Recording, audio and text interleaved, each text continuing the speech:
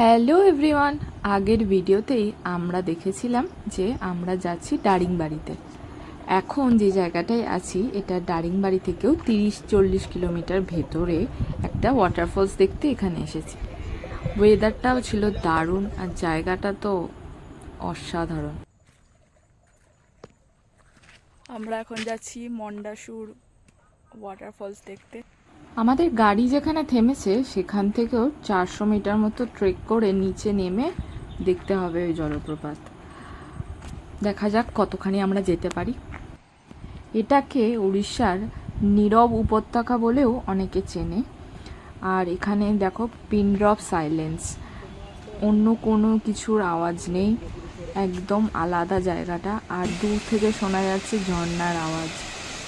এইটুকুন আমরা দেখতে পেয়েছিলাম, আরও নিচে নেমে যেতে হতো, যদিও আমরা অতটা নিচে নেমে যাইনি। আর